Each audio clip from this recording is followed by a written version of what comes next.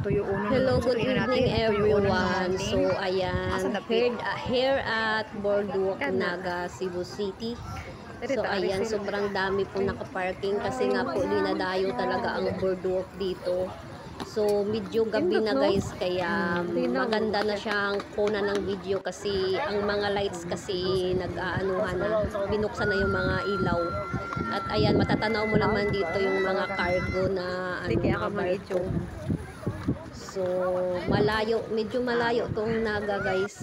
Kasi galing Lahog, almost 1 hour din mahigit. So, magandang mag-picture dito guys. So, ayan, samahan nyo akong mag-ikot. Nag-iikot na kami dito kasi iniikutan namin to gawa ng pauwi na rin kami. So, inantay lang talaga namin gumabi gawa ng gusto namin makita yung mga Christmas at saka yung mga lights sa mga puno. So, marami na rin tao guys kasi gabi, alam nyo na, tsaka talagang Sunday. So, mostly yung mga magpapamilya ay dito namamasyal. So, tingnan nyo naman yung mga puno, o diba? Ang gaganda ng mga lights. So, ang ganda talaga dito, sobrang lawak. So, mahirap din siya ikutin. So, kahit naman ako, hindi ko siya naikot lahat kami. Hindi namin naikot Karon sa taon ta nakasuroy nagmamadali na kami. Gawa ng pwede video sa itong naong babiyahe pa kami ng malayo. Wala naman kami sasakyan. So, ayan na nga si Bibi Isyang. Ayan, kahit na uuwi pa yan ng lapu-lapu, talagang ini-enjoy niya pa rin kasi ika nga, bihira lang itong mangyayari. So, bihira lang din kami magkikita niyan. So, nag-i-enjoy yan siya pag ako ang kasama. Panatag yan siyang gumala pag nandyan. So, medyo hagad na kami dito at gutom. So, ayan ang 10,000 roses dito sa Naga. So, before, nakikita ko lang talaga yan siya sa mga videos. So, unexpected na ngayon nandito na ako at ako na mismo ang kumukuha na talaga ng video. So, sobrang ganda. At ito namang mga ulo talaga dito, ang hirap anuhin. Sarap putulin. Distracted. Pero tingnan nyo naman, sobrang ganda niya talaga.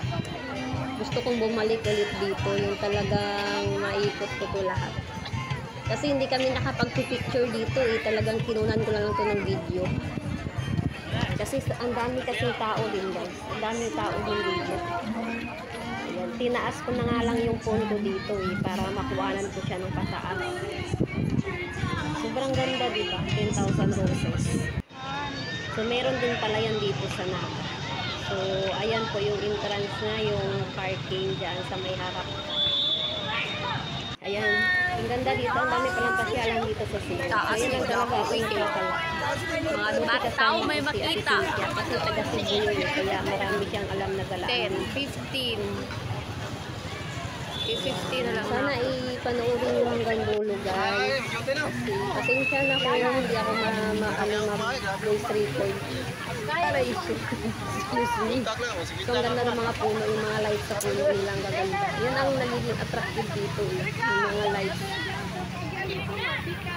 So hindi ko alam kung tatanggalin pa ba yan nila after kasi alam nyo tapos na ang Christmas. So hindi ko alam kung ano yung nangyayari dyan. Kung ganyan na ba yan talaga or ngayon yung Christmas lang siya kaya ng mga lights. So, hindi ko rin alam, pero tingnan nyo ang ganda diba, marirelax ka talaga dito, sulit yung biyahe mo kahit malayo kasi pagdating mo dito marirelax ka naman. Wala ka na sa ibang bansa diba ang ganda. Sana all na lang sa dalawa nito. Sino kaya itong mga ito? Alam kaya